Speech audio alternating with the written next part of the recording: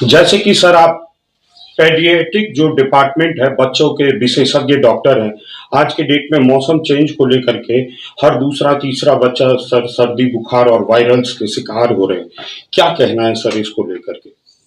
अभी जो है सो कुछ एटिपिकल वायरल का इन्फेक्शंस बच्चों में पाया जा रहा है, जो शुरू में थोड़ा सा सर्दी खांसी बुखार लेके आता है, लेकिन वो 2-3 दिन के बाद सांस लेने में काफ़ी दिक्कत के साथ बच्चे आ रहे हैं। ठीक है, उनको कुछ बच्चों को 2-4 दिन ऑक्सीजन की ज़रूरत, नेबुलाइजेशन की ज़रूरत पड़ रही है। ठीक है, तो अभी फ़िलहाल तो यही है।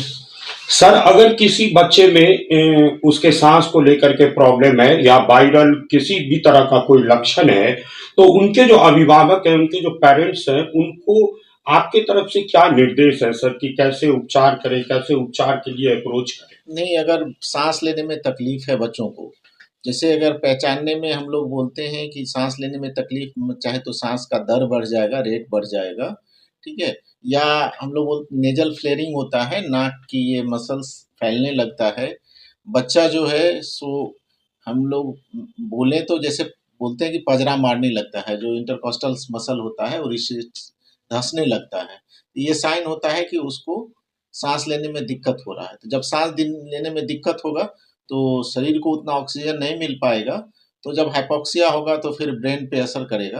तो अगर किसी बच्चे को सांस लेने में दिक्कत है तो तुरंत किसी अस्पताल में जाए या विशेषज्ञ के पास तुरंत जाए, घर पे उसका उपचार नहीं करें। सर एक तरफ एक चीज ये भी देखा जाता है कि जहां तक वायरल सर्दी बुखार की बात आते हैं तो लोग घरेलू नुस्खे भी अपनाने लगते हैं, जबकि देखा ये जाता है कि ह्यूमन बॉडी जो है उसका रेसिस्टेंस अलग अलग है, बच्चों में अलग है, एक नौजवान में अलग है। तो घरेलू नुस्खे में जो लोग पढ़ करके बच्चों को लगातार ट्रीट करने लगते हैं, इसको लेकर के आपका क्या कहना है? नहीं, घरेलू नुस्खे जैसे कि अब कुछ चीज़ें हैं जैसे प्रचलित है कि तुलसी पत्ते का रस, अदरक का रस, शहद का रस, दूध में हल्दी मिला करके देना, ये चीज़ें शरीर की रोग से लड़ने की क्षमता को बढ़ाता है।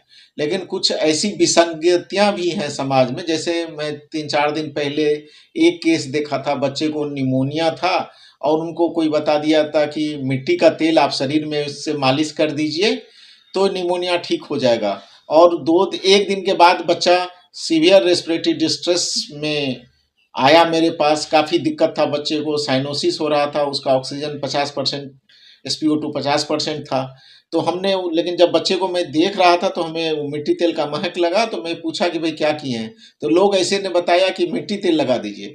जैसा कि ये साइंस कहता है कि मिट्टी तेल अगर आप लगाते हैं, मिट्टी तेल से मिट्टी तेल इवोपरेट करता है, तो इट्स मिट्टी तेल पीने से या सूंघने से केमिकल निमोनाइटिस होता है। तो एक तो निमोनिया था ही, ऊपर से मिट्टी तेल, तो इस तरह की जो कुरीतियां हैं उसको समाज से निकालना है।